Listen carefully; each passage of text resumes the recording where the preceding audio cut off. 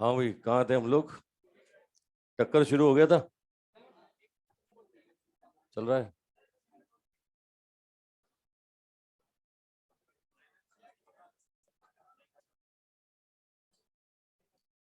कहाँ थे भाई? सेंट्रोमास की प्रॉपर्टी पढ़ रहे थे। काटने वाला केस कर रहे थे। अरे कटिंग वाला केस हो गया था।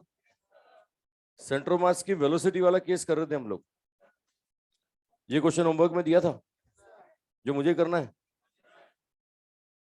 चलो, एक क्वेश्चन मैंने वेलोसिटी पर होमवर्क में दिया था, एक बार चेक कर लो फटाफट। इसने बोला कि दो मास हैं, एक 2 kg और एक साफ क्या बोला था, एक क्या था, ये 5 किलो था, ये 5 kg। दोनों के बीच में एंगल 37 डिग्री। ये चल रहा है साहब कितने से, 10 मीटर पर सेकेंड। और इसका वेलोसिटी दिया था 5 मीटर पर सेकेंड। अरे यही दिया था, बोला था सेंटर ऑफ मास का वेलोसिटी बताइए साहब।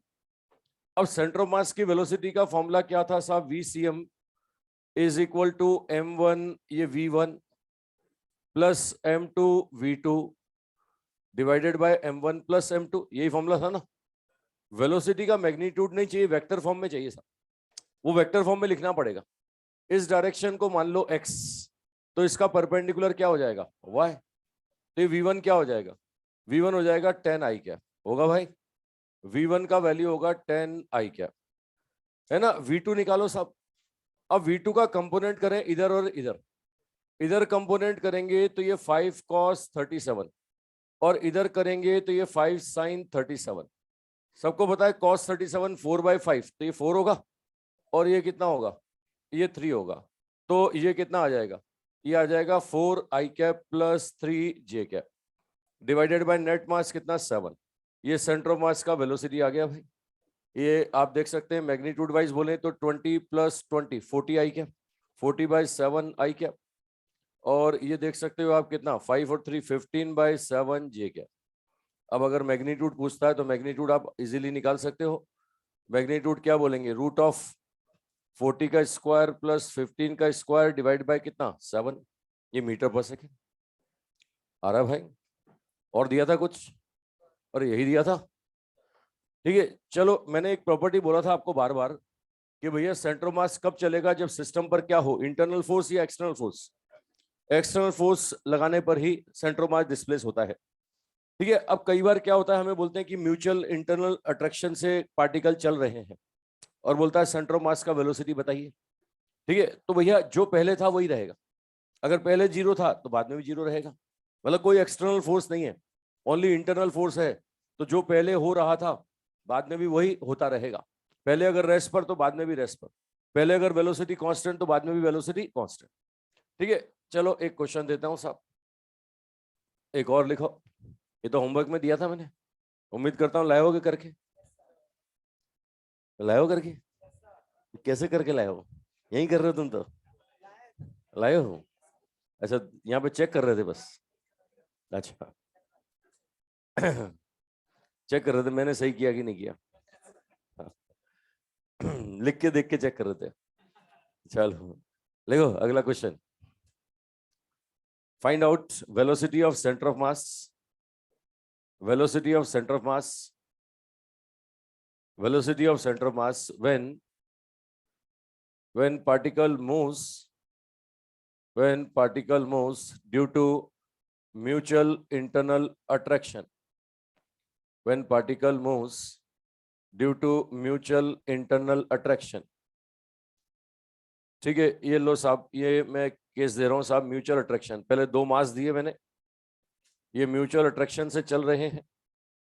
ये दो चार्ज दिए, ये भी आपस के अट्रैक्शन से चल रहे हैं, है ना। मैं बोलता हूं साहब ये स्प्रिंग है, इससे दो मास जुड़े हुए हैं। ये मैंने इनको खींच करके या दबा करके छोड़ दिया, ये दबा करके या खींच करके छोड़ दिया, मतलब ये भी वापस आते हैं, ये आते हैं, मतलब चल रहे हैं, कुल मिला के चल रहे हैं। अब आपसे बोलता है कि बताइए सेंटर ऑफ मास का वेलोसिटी। तो सबको पता है कि यार म्यूचुअल इंटरनल है, मतलब क्या होगा, जो पहले था वही रहेगा। क्या पहले का कोई डाटा दिया क्या? पहले का डाटा कैलकुलेट करने की कोई कंडीशन दी क्या? नहीं दी। तो भैया क्या रेस्ट, ये मानेंगे रेस्ट पे था। तो बाद में भी क्या रहेगा, रेस्ट पर। वही जो पहले कर रहा था वही बाद में करता हुआ पाया जाएगा। क्या पहले चलता हुआ बताया गया? नहीं बताया गया। तो पहले या कोई डाटा भी नहीं दिया गया जिससे हम कैलकुलेट कर सके। जब नहीं दिया गया तो मैं तो वही मानूंगा यार, सेंटर ऑफ मास की वेलोसिटी क्या होगी, सेंटर ऑफ मास की फाइनल वेलोसिटी सेंटर ऑफ मास की इनिशियल वेलोसिटी के बराबर होगी। और ये मान के चलेंगे इनिशियल 0 था तो फाइनल भी कितना होगा, 0। समझ पा रहे हो साहब? या तो कोई डाटा दिया जाए जिससे हम सॉल्व करके देख लें भैया पहले कितना था, है ना, और डाटा नहीं दे रहा तो एक ही चीज बचती है हमारे पास, हम आंसर क्या बोलेंगे, 0। अब डाटा वाला एक क्वेश्चन है अपने मॉड्यूल में। अपने मॉड्यूल में एक बिगिनर बॉक्स में क्वेश्चन है साहब, बिगिनर बॉक्स नंबर 2 का शायद क्वेश्चन नंबर 9 है। मॉड्यूल किसी के पास? मॉड्यूल लाते हो तुम लोग? ये मुझे लगा तुम तो कॉलेज में पढ़ने आते हो, एक कॉपी उठा के लाते हो बस। 4 कॉपी लाते हो? अच्छा, वो 4 के लिए बैग लाते हो बस।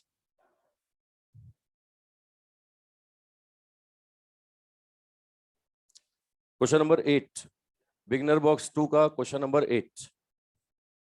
ये बिगिनर बॉक्स 2 का क्वेश्चन नंबर 8। देखो भाई इसमें क्या है, इसमें आपको बोल रहा है कि एक्स एक्सिस पर 2 पार्टिकल रखे हुए हैं 1-1 किलो के। 1 किलो का पार्टिकल एक तो रखा हुआ है x बराबर 2 पर, x बराबर 2 मीटर पर 1 किलो का पार्टिकल, और दूसरा 1 किलो का रखा हुआ है x बराबर 6 पर, दूसरा x बराबर 6 पर रखा हुआ है। ये भी 1 किलो का। देख रहे हैं भाई, ये 2 मीटर और 6 मीटर पर 1 किलो के पार्टिकल रखे हुए हैं। ठीक है, वेलोसिटी दे रहा है साहब इनकी, इसकी वेलोसिटी कितना, 5 मीटर पर सेकेंड, और इसका वेलोसिटी 3 मीटर पर सेकेंड। देखो डाटा देखो, यही दिया हुआ है सब, ये 5 और 3 कितना, 8। इसका 8 दिया हुआ है, अरे 8, ये 8 पर है। अच्छा, ये x बराबर 8 पर है, ये एक 2 पर है, एक 8 पर है। ये वेलोसिटी दिया हुआ 5 मीटर पर सेकंड, 3 मीटर पर सेकंड। ये बोलता है म्यूचुअल इंटरनल अट्रैक्शन से चलते हैं, ये बोला है म्यूचुअल इंटरनल अट्रैक्शन से पास आते हैं। बोला है सेंटर ऑफ मास की पोजीशन बताइए t इक्वल टू 1 सेकंड पर, t इक्वल टू 1 सेकंड पर सेंटर ऑफ मास का पोजीशन बताइए। लिख लो क्वेश्चन, क्वेश्चन लिख लो, लिख लो। Particles, particle moves, particle moves with mutual internal attraction, mutual internal attraction, mutual internal attraction. Then find out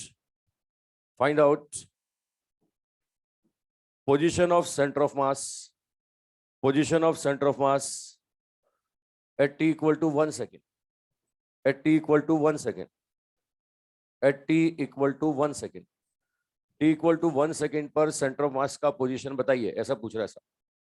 t equal to 1 second पर centre of mass का position, ठीक है, ये बोल रहा है t इक्वल टू 1 पर सेंटर ऑफ मास का पोजीशन बताइए। ठीक है, अब म्यूचुअल अट्रैक्शन सुनकर के दिमाग में बात ये आती है कि यार साहब सेंटर ऑफ मास नहीं चलना चाहिए, या पहले जो कर रहा था वही करता रहेगा। ठीक है, अब पहले करने का डाटा दिया हुआ, इसने पहले कुछ करने का डाटा दिया हुआ है, देखो बोल रहा है डाटा दिया है ना। जब भी डाटा देके क्वेश्चन पूछे ना, पहले वेलोसिटी निकाल के देख लो, फॉर्मूला लगा लो। अगर फॉर्मूला लगाने पर वास्तव में 0 आ रहा है तो भैया म्यूचुअल इंटरनल ही था, कुछ और था ही नहीं। और अगर सेंटर मास की वेलोसिटी 0 नहीं आ रहा तो भैया कुछ ना कुछ एक्सटर्नल था। ठीक है, या सीधा सा कंसेप्ट है, इनके म्यूचुअल इंटरनल अट्रैक्शन से तो सेंटर मास कभी चलने वाला है नहीं, चलने का कारण कोई तीसरा है, चलने का कारण कोई तीसरा है। अब वो तीसरा कारण कैसे पता लगेगा, वो डाटा देख के पता लगेगा ना। जैसे इससे पहले वाला क्वेश्चन जो मैंने बताया उसमें डाटा दिया ही नहीं था, अब नहीं दिया था तो हमने सीधे सीधे आंसर क्या बोला साहब, 0, है ना। अभी भी मैं बोलता हूं म्यूचुअल इंटरनल अट्रैक्शन की वजह से सेंटर मास नहीं चलेगा, ये चलता है तो चलने का कारण कुछ और ही है। और वो कुछ और कारण क्या है, वो कुछ और कारण क्या है, हाँ वो कुछ और कारण है, वो डाटा दे रखा है ना। भाई ऐसा हो सकता है ना कि ये 2 मास है, एक व्हीकल के अंदर रखे हो, व्हीकल ही भाग रहा हो, ये आपस में म्यूचुअल अट्रैक्शन से पास आ रहे हैं और मालूम पड़ा व्हीकल ही भाग रहा है। अब व्हीकल भाग रहा है तो सेंटर मास तो भागेगा ना, है ना। मैं बोलता हूँ कि म्यूचुअल इंटरनल अट्रैक्शन से दोनों पास आ रहे हैं, एक टेबल पर रखे हुए हैं, वो टेबल ही भाग रही है साहब, है ना। तो ऐसे कैसे सेंटर मास तो भाग रहा होगा ना। तो जब डाटा देकर के बात करें ना, तुम फॉर्मूला लगा लेना, फॉर्मूला लगाने पर वास्तव में अगर 0 आ रहा है तो वास्तव में म्यूचुअल इंटरनल अट्रैक्शन है, और 0 नहीं आ रहा तो भैया कोई ना कोई तीसरा है यहाँ। ठीक है, चलो फॉर्मूला लगा के देखो, सेंटर मास की वेलोसिटी का फॉर्मूला लगाओ, क्या आता है साहब। ये अच्छा, एक डायरेक्शन को प्लस मानेंगे तो एक को माइनस मानोगे, इसको प्लस तो इसको क्या मानेंगे, माइनस। क्या बोलेंगे साहब, m1 v1 plus m2 v2 divided by m1 plus m2। Solve करें साहब, 1 आ रहा है। अबे 1 मीटर पर सेकेंड, जीरो नहीं है ये तो, इसका मतलब कोई तीसरा है। तो बताओ 1 सेकेंड में सेंट्रोमास कितना चलेगा। सेंट्रोमास का डिस्प्लेसमेंट बोले तो x बराबर v इंटू टी, ये 1 इंटू 1 तो 1 मीटर चल जाएगा भाई, और 1 मीटर चलेगा। चलो चेक करो t बराबर 0 पर कहाँ था। t बराबर 0 पर मैं चेक करूं सेंट्रोमास कहाँ, ये 1 किलो 1 किलो, दोनों दोनों मास बराबर है तो एकदम सेंटर में होगा ना।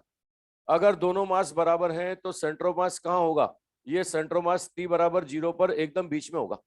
दोनों के बीच की डिस्टेंस कितनी थी, ये 6 मीटर थी। अरे 6 थी तो दोनों से 3 3 पे होगा ना। अब दोनों से 3 पर होगा, इससे भी 3 मीटर और इससे भी 3 मीटर, दोनों से 3 3 मीटर, तो ये कहां पर है, ये है साहब x बराबर यहाँ से 2 और ये 3, तो ये 5 पर है साहब। अबे इनिशियली कहां पर है, 5 पर। अरे है कि नहीं भाई। अब ये देखो सेंट्रोमास चला, t बराबर 1 पे कहां मिलेगा, t बराबर 1 पर 1 मीटर चल चुका होगा। t बराबर 1 सेकेंड में सेंट्रोमास का डिस्प्लेसमेंट कितना, xcm कितना, 1 मीटर। ये 1 मीटर तो ये पोजीशन क्या आ गई, ये पोजीशन आ गई x इक्वल टू 6 मीटर। अरे भाई तो t इक्वल टू 1 पर सेंट्रोमास, t बराबर 0 पर सेंट्रोमास कहाँ था, 5 पे था। t बराबर 1 सेकेंड पर सेंट्रोमास कहाँ मिलेगा, 6 पर। मतलब आंसर क्या बोलेंगे, आंसर बोलोगे साहब सेंट्रोमास का पोजीशन एक्सियम होगा 6 मीटर होगा भाई। ठीक है, मतलब ऑप्शन देखोगे ना, जो 4 ऑप्शन होंगे उसमें पहला ऑप्शन 5 मीटर ही होगा। और बच्चे भावुक हो जाते हैं म्यूचुअल इंटरनल अट्रैक्शन सुन के, और होना भी चाहिए यार। मैं तो फिर से बोल रहा हूँ ना, म्यूचुअल इंटरनल अट्रैक्शन की वजह से सेंट्रोमास नहीं चला, ये सेंट्रोमास चलने का कारण कोई तीसरा ही है। तो पता कैसे लगेगा कोई तीसरा है, अगर डाटा देकर के बात करता है ना तो पहले डाटा से आंसर निकाल लो, है ना, डाटा से आंसर निकाल लो। अगर वास्तव में 0 आ रहा है तो कोई तीसरा नहीं था, इन दोनों का ही आपस का प्यार था, है ना। और अगर कोई कोई डाटा दिखा, डाटा से 0 नहीं आ रहा है, कोई तीसरा है। मैंने एग्जांपल बताया ना कि टेबल के ऊपर रखा है, टेबल ही भाग ली। और मेरी भावनाएं समझ रहे हो भाई। ठीक है, एक और अपने एग्जाम्पल में दिया हुआ है, एक और क्वेश्चन दिया हुआ है इस प्रॉपर्टी पर। ये भैया ये स्प्रिंग है, हाँ बोल बोल जल्दी बोल, एक बार और समझा देता हूँ, है ना। जब भी डाटा देकर के पूछे, तीसरी बार बोल रहा हूँ सुन तू, जब भी डाटा देकर के पूछे फॉर्मूला लगा लेना। फॉर्मूला लगाने पर वास्तव में 0 आ रहा है तो इसका मतलब कोई तीसरा नहीं है, इनका आपस का ही था जो था, है ना, तो सेंट्रोमास नहीं चलेगा। लेकिन डाटा लगाने पर अगर 0 नहीं आ रहा है इसका मतलब कोई तीसरा है। अब तीसरा है तो एक, ये कितना है, 1 मीटर आया, 1 सेकेंड में कितना चलेगा, 1 मीटर। पहले कहाँ था, पहले ये 1 1 किलो एकदम सेंटर में था ना, एकदम सेंटर में था तो कहाँ होगा, इससे भी 3 इससे भी 3, भाई दोनों के बीच की डिस्टेंस 6 मीटर है ना, दोनों से 3 3 पे होगा, 3 3 मतलब ये x बराबर 5 पे होगा। तो 1 सेकेंड में कितना चलेगा, 1 मीटर चलेगा, मतलब कहाँ मिलेगा, x बराबर 6 पे मिलेगा, सेंट्रोमास x बराबर 6 पर मिलेगा। नहीं, अगर डाटा देकर के बोलता है तो लगाना पड़ेगा, है ना। म्यूचुअल इंटरनल अट्रैक्शन बोल के डाटा देता ही नहीं, इससे पहले क्वेश्चन कराया मैंने, इससे पहले वाला क्वेश्चन देख, उसमें डाटा दिया क्या मैंने, मैंने कोई डाटा नहीं दिया। अरे दिया क्या, तो तूने आंसर क्या बोला। वास्तव में होता क्या है, जो पहले हो रहा होता है वही बाद में हो रहा होता है ना। म्यूचुअल इंटरनल अट्रैक्शन से सेंट्रोमास नहीं चलता है, ये तो हम जानते हैं साहब। उसकी वजह से पोजीशन स्टेट पाथ चेंज नहीं होता है। तो किसकी वजह से चेंज हुआ, कोई तीसरा है। अब वो तीसरे का पता कैसे लगेगा, कोई ना कोई कंडीशन देगा उससे पता लगेगा। अब पहले वाले में कंडीशन नहीं दिया तो हमने बोला रेस्ट पर है, अब कंडीशन दी इसने, वेलोसिटी दी तो मैंने फॉर्मूला लगाया। ठीक है, देगा तभी तो लगाएंगे ना। अब एक और क्वेश्चन है साहब, ये बोल रहा है कि इसको एक किक मारी हम, ये स्प्रिंग देखो अपनी ओरिजिनल लेंथ पे था, ये बोला है कि इसको मैंने किक मारा। अरे किक मारा क्या होगा, ये चलेगा नहीं चलेगा, है ना। किक मारते ही बोल रहा है इसकी वेलोसिटी दे दी। अब बोल रहा है कि बताओ सेंटर मास की वेलोसिटी कितनी होगी, इस सिस्टम के सेंटर मास की वेलोसिटी जब स्प्रिंग मैक्सिमम कंप्रेस्ड हो जाएगा। ठीक है, लिख लो क्वेश्चन, लिख लो, लिख लो। when force is applied on first particle, when force is applied on first particle, on first particle, on first particle, it will start motion with speed v, it will start motion with speed v, with speed v, it will start motion with speed v. Find out velocity of center of mass, velocity of center of mass, velocity of center of mass when spring compressed maximum, when spring compressed maximum, when spring compressed maximum। भैया जब maximum compress हो जाए तब की बात कर रहा है साहब, बताओ कितना? जब स्प्रिंग मैक्सिमम कंप्रेस्ड हो जाए उस समय बोल रहा है कि बताइए कि यहाँ पर सेंटर ऑफ मास की वेलोसिटी कितनी। देखो किक मारी तो एक्सटर्नल फोर्स लगाया, और तभी तो ये चला। अब ये चलने लग गया, इसके चलने से आगे वाला चलेगा कि नहीं चलेगा? अब इसके चलने से आगे वाला चलेगा कि नहीं? या रुको, इसके चलने से स्प्रिंग दबेगा कि नहीं? दबने से इंटरनल रिस्टोरिंग फोर्स आएगा कि नहीं? इंटरनल रिस्टोरिंग फोर्स अपोज करेगा कि नहीं? किसका? आगे वाले का, पीछे वाले का, कि दोनों का? दोनों का। आगे वाले को चलाएगा, पीछे वाले को रोकेगा, मतलब आगे वाले भी कुल मिला के चलेगा। लेकिन ये जो कुछ भी हुआ वो किसकी वजह से? एक्सटर्नल की इंटरनल? अबे इंटरनल। अबे तुम तो किक मार के सरक लिए, अब ये जो कर रहे हैं आपस में कर रहे हैं कि तुम करवा रहे हो? अबे तुमने किसके साथ किया? दूसरे के साथ कि पहले के साथ? तुमने टच किसको किया, दूसरे को कि पहले को? लेकिन पहले को टच करने के बाद दूसरे पे प्रभाव दिखा, तो इसमें तुम्हारा मामला कि इनका आपस का अंतर का मामला? समझ रहे हो ना? एक को हाथ लगाने पे दूसरा कुछ ना कुछ बताने लग जाए, तो इसका मतलब उन दोनों के बीच में आपस में कुछ है। वो तुम्हारी वजह से कि उनका पहले से है? समझ रहे हो ना? तो ये अगर आगे वाला चलता है तो इसमें किसका हाथ? तुम्हारे किक मारने का हाथ, या इनका आपस का इंटरनल म्यूचुअल अट्रैक्शन, आपस का इंटरनल स्प्रिंग का इंटरनल रिस्टोरिंग फोर्स? मतलब कोई एक्सटर्नल फोर्स नहीं है। अरे मानते हो नहीं है?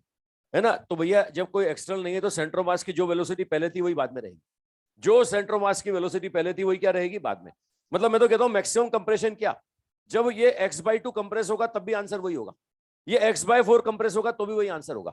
ये तो कंफ्यूज करने के लिए बोलता है मैक्सिमम कंप्रेशन। यार मैक्सिमम नहीं, कोई भी कंप्रेशन हो, है ना, जो सेंटर ऑफ मास की वेलोसिटी पहले थी वही रहेगी। अब पहले कितनी थी पहले निकाल लो साहब। ये पहले डाटा आपको दिख रहा है, ये डाटा दिख रहा है, इसकी वेलोसिटी कितनी v, उसकी कितनी 0। क्या बोलेंगे साहब? m1 v1 plus m2 v2 divided by m1 plus m2। Centre of मास की वेलोसिटी कितनी है? बोलो, सेंटर ऑफ मास की वेलोसिटी कितनी है? v/2। तो किसी भी इंस्टेंट पे निकालो यही रहेगी।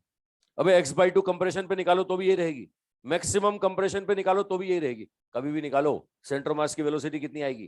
कितनी आएगी? हाँ, v/2। क्वेश्चन खत्म हो गया भाई। समझ रहे हो मेरी भावना है? और मेरी बात पकड़ में आ रही है? बहुत सिंपल फंडा है, बहुत आसान कॉन्सेप्ट।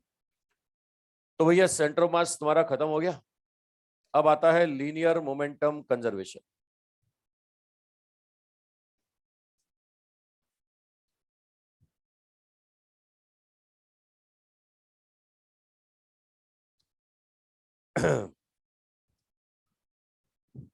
तेरी आदतें खराब है तू, वैसे तू पीछे मच गया।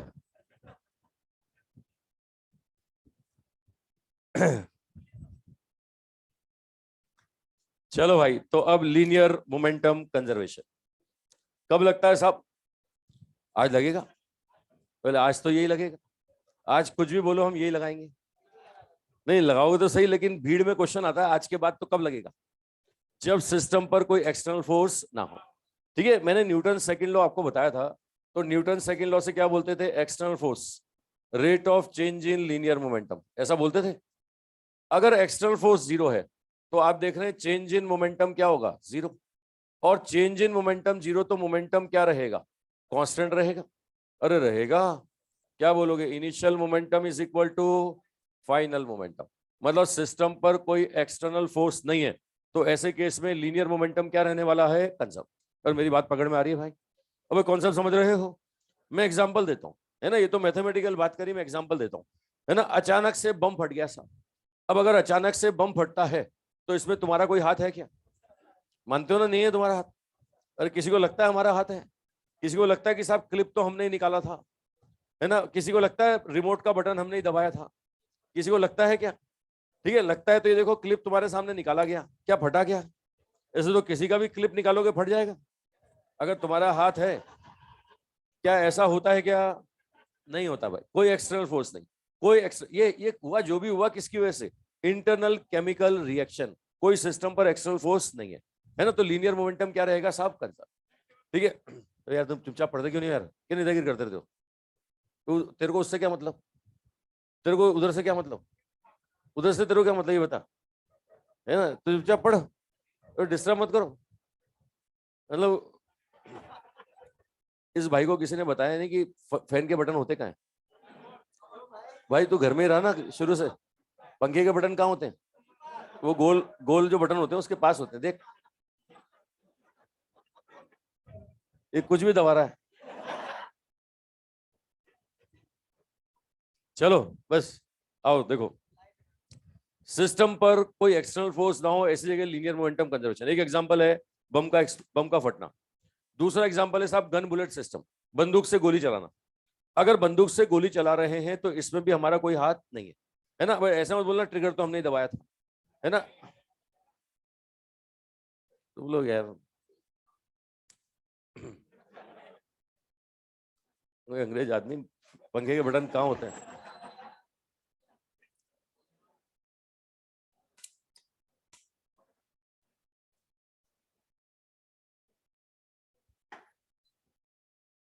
चलो आओ देखो, तो एग्जांपल बता रहा था मैं। तो पहला बम का फटना, दूसरा गन बुलेट सिस्टम।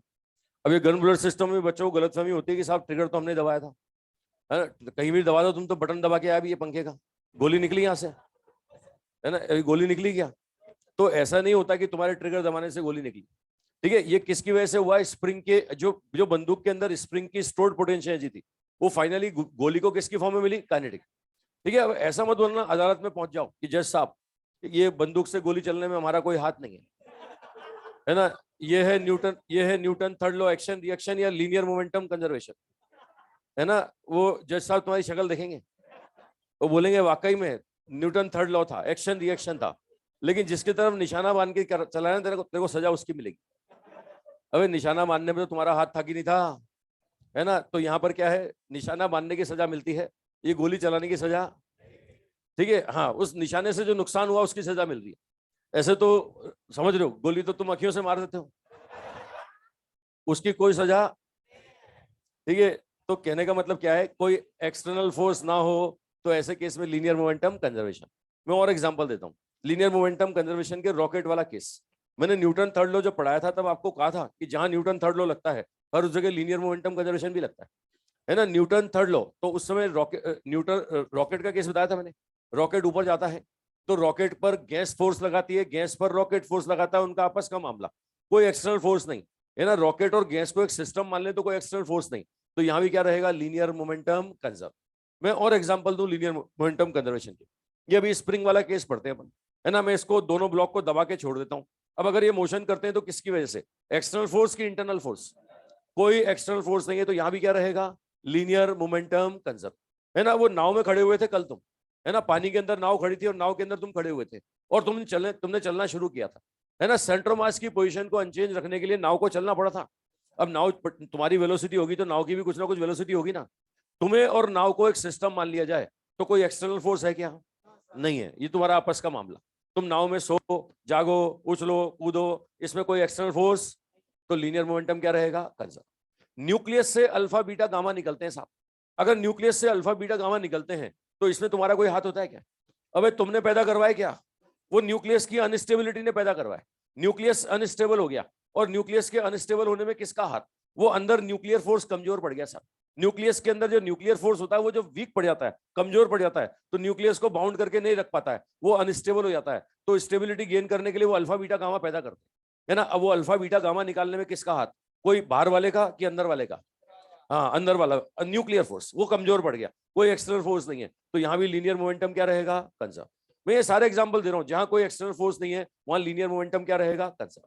चलो ये सारे क्वेश्चन अब हम करेंगे। हम मैं एग्जांपल क्वेश्चन से ही बताऊंगा तुम्हें। शुरू करो पहला क्वेश्चन। बंदूक चलाना शुरू करते हैं। पहले पहले हम बंदूक चलाते हैं। कंडीशन नोट कर लिया ना? तो क्या करते रहते हो? लाइटें देखते रहते हो, पंखे देखते रहते हो, और जो देखना वो देखते नहीं तुम। चलो पहला क्वेश्चन, पहला क्वेश्चन लिखो। Mass of gun, mass of gun capital M, mass of gun capital M and bullet of mass small M, bullet of mass small M, bullet of mass small m fired from gun, fired from gun, fired from gun with speed v, with speed v, with speed v. Find out, find out first first recoil velocity of gun, first recoil velocity of gun, recoil velocity of gun. Second recoil kinetic energy of gun, recoil kinetic energy of gun, recoil kinetic energy of gun. Third, if gun attached with spring, if gun attached with spring of spring coefficient k, of spring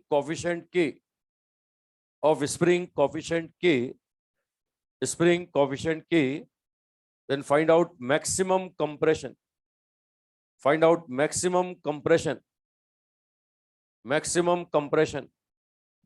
a length of spring, maximum compression in a length of spring. देखो साहब, बंदूक से गोली चलाई गई, सबको पता है तुम्हारा कोई हाथ नहीं है, तो यहां पर क्या लगाओगे? लीनियर मोमेंटम कंजर्वेशन लगाओगे। क्या बोलोगे? Initial momentum is equal to final momentum. अरे ऐसा बोलोगे? अच्छा बताओ, पहले बंदूक दौड़ रही थी क्या? अरे बंदूक ने दौड़ते दौड़ते गोली चलाई क्या? ऐसा बोला क्वेश्चन में कुछ? तो ये बोलेंगे रेस्ट पर रहेगा। ठीक है। अच्छा, मोमेंटम कंजर्वेशन किस पे लगाओगे? गन पे, बुलेट पे कि सिस्टम पे? तो मतलब दोनों पे लगाओगे ना।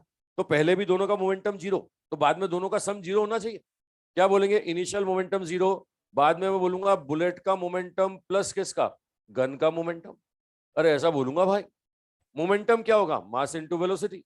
ये mass of bullet, velocity of bullet. ये होगा mass of gun, velocity of gun. तो आप देख सकते हो वेलोसिटी ऑफ गन कितना आ जाएगा। ये वेलोसिटी ऑफ गन आएगा माइनस वेलोसिटी ऑफ बुलेट। ये होगा mb अपॉन mg होगा साहब। मास of bullet, mass of gun. अब मास दिया हुआ है साहब क्वेश्चन में आपको मास दिया हुआ है ना। इसका वेलोसिटी v, ये स्मॉल m और ये कैपिटल m। कंसेप्ट पकड़ में आ रहा है साहब? माइनस साइन क्या बता रहा है? माइनस साइन बता रहा है कि डायरेक्शन क्या होगा? ये अपोजिट टू द बुलेट होगा साहब। ठीक है, ये opposite to the direction of bullets. Bullet की डायरेक्शन के अपोजिट होगा। ये हम न्यूटन थर्ड लॉ के जमाने से जानते हैं। जिस डायरेक्शन में बंदूक गोली जाती है ना, बंदूक उसके अपोजिट जाती है। ये हमको पता है साहब। जिस डायरेक्शन में बुलेट जाएगा, गन कहाँ जाएगा? उसके अपोजिट जाएगा, है ना। ये अपोजिट झटका खाना, इसी को बोलते हैं रिकॉइल होना। अपोजिट डायरेक्शन में झटका खाना, इसको क्या बोलते हैं? इसको बोलते हैं रिकॉइल होना, है ना। तो अब मैंने क्वेश्चन पढ़ो, क्या पूछा मैंने? वेलोसिटी ऑफ गन पूछा या रिकॉइल वेलोसिटी ऑफ गन पूछा? मैंने डायरेक्शन बोल दिया। अब मैंने डायरेक्शन बोल दिया, जब मैंने डायरेक्शन बोल दिया तो तुम सिर्फ क्या बताओगे? तुम सिर्फ मैग्नीट्यूड बताओगे। मेरी बात पकड़ में आ रही है? अगर मैं बोलता हूं वेलोसिटी ऑफ गन बताइए, तो माइनस साइन के साथ आंसर देंगे। मैं बोलता हूं रिकॉइल वेलोसिटी ऑफ गन बताइए, तो फिर डायरेक्शन क्यों बताओगे? फिर तो खाली मैग्नीट्यूड बताओगे ना। तो यहाँ क्या बोलेंगे साहब? मैं लिख देता हूँ यहाँ, अगर बोलता है वेलोसिटी ऑफ गन, तो आंसर मैं क्या दूंगा? वेलोसिटी ऑफ गन तो मैं आंसर दूंगा साहब minus V small m upon capital M। लेकिन मैं ऐसा बोलता हूं recoil velocity of gun, recoil velocity of gun, तो मैं आंसर क्या दूंगा? मैं सिर्फ और सिर्फ मैग्नीट्यूड दूंगा साहब। डायरेक्शन मैंने बोल दिया, तो मैं आंसर दूंगा V small m upon capital M। समझ पा रहे हो ना भाई? भाई क्वेश्चन में अगर डायरेक्शन बता देगा तो तुम माइनस साइन क्यों लगाओगे? माइनस साइन डायरेक्शन को तो बता रहा है ना, फिर तुम मैग्नीट्यूड बताओगे। ठीक है। और ये तो कंसेप्ट न्यूटन थर्ड लॉ के जमाने से जब हम जानते हैं कि जिस डायरेक्शन में गोली जाएगी, बंदूक उसके अपोजिट डायरेक्शन में झटके खाएगी। आज लीनियर मोमेंटम कंजर्वेशन से वेलोसिटी भी निकाल दिया हमने कि उसका इतना तो इसका कितना। ठीक है, समझ पा रहे हो भाई? अच्छा, अब ये रिकॉइल होना, ये तुम समझ में आ चुका है। मैंने बोला रिकॉइल काइनेटिक एनर्जी बताओ। सेकंड क्वेश्चन बोल रहा है रिकॉइल काइनेटिक एनर्जी किसका? गन का। अब गन का काइनेटिक एनर्जी तो क्या बोलेंगे? Half mass of gun into velocity of gun का स्क्वायर। ऐसे ही बोलोगे ना साहब। वो गन की वेलोसिटी तुम निकाल चुके हो, यहाँ पे रख दो। ये गन का वेलोसिटी हम निकाल चुके हैं। ये mass of gun, velocity of gun कितना साहब? Minus V small m upon capital M का स्क्वायर। ये हम सॉल्व करेंगे तो काइनेटिक एनर्जी ऑफ गन कितना आ जाएगा? ये आ जाएगा हाफ, ये mg, ये सॉरी, ये हो जाएगा आपके पास m square V square upon ये कितना? मास ऑफ गन का स्क्वायर। एक एक एक कैंसिल हो जाएगा, अब एक कैंसिल हो जाएगा। समझ पा रहे हो भाई? ये रिकॉइल काइनेटिक एनर्जी आ गया। ठीक है, ये गन के मास को कैपिटल M लिख दो, ये लो, ये भी कैपिटल एम, ये भी कैपिटल एम, तो ये आंसर आ गया m²v²/2m। Recoil kinetic energy of gun. अब आगे की पिक्चर तुम्हें समझ में आ रही होगी। वो बंदूक जुड़ी हुई है स्प्रिंग से, अगर बंदूक पीछे की तरफ जाएगी तो स्प्रिंग दबेगी कि नहीं? बोला मैक्सिमम कितना दबेगी, है ना? सबको पता है कब तक दबती है। अरे कब तक दबती है? जब तक है जान।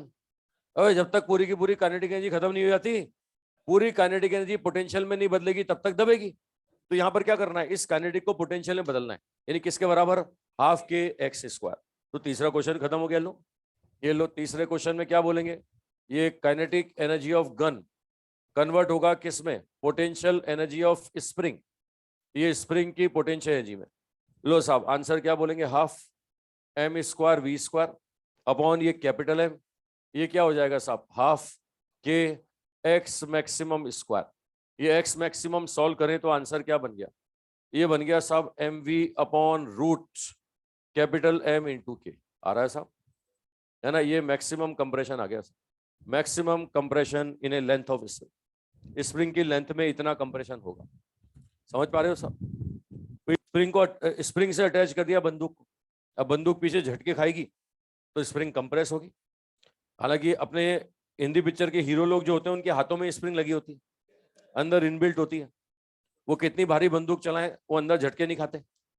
हाँ भाईजान, है ना? वो अंदर ही अंदर, मतलब समझ रहे हो, होता ना असली हीरो, सब कुछ बोले अंदर ही अंदर झेल जाएगा, वो सब कुछ झेल जाते हैं वो, बंदूक के झटके, गोली के झटके।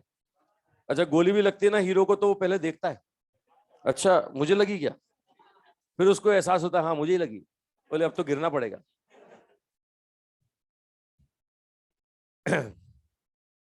तो भैया जहां हमारा कोई हाथ ना हो वहां पे लीनियर मोमेंटम कंजर्वेशन।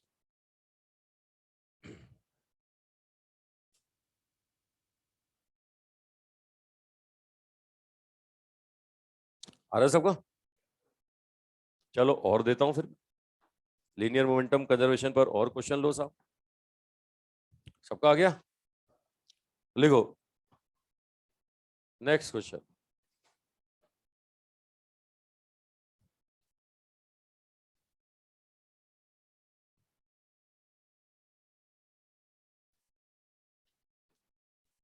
आगे साहब, मिटा दूं इसे?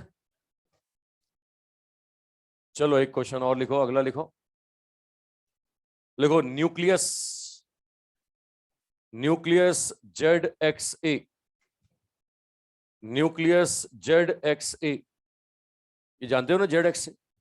जेड एटॉमिक नंबर, ए मास नंबर, अरे जानते हो ना? Nucleus ZXA emit one alpha particle, emit one alpha particle, emit one alpha particle, one alpha particle, then find out first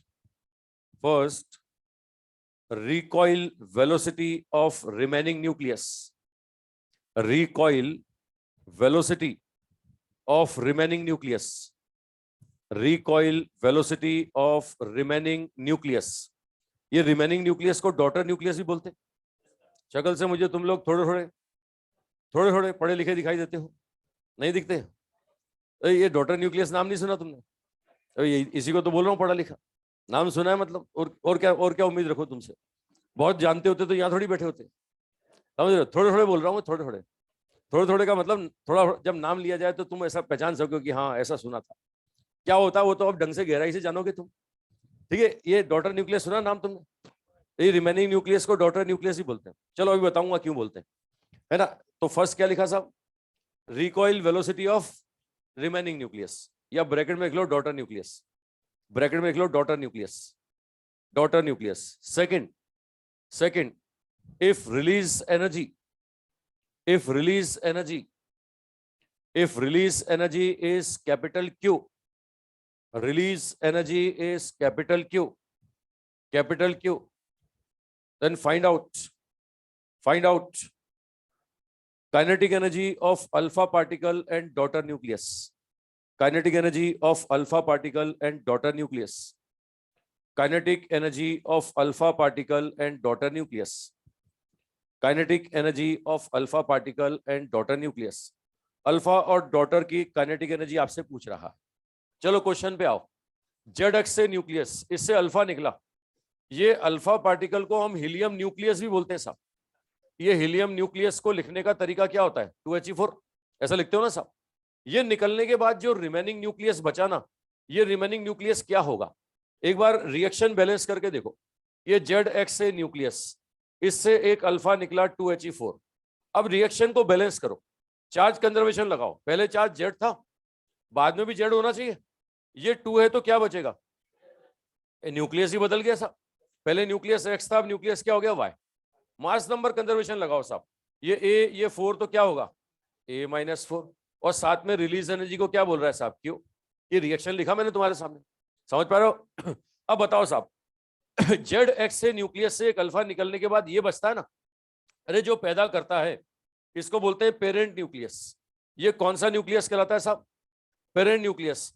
और जो रिमेनिंग बचता है, ये रिमेनिंग बचा ना, अरे रिमेनिंग इसी को बोलोगे ना।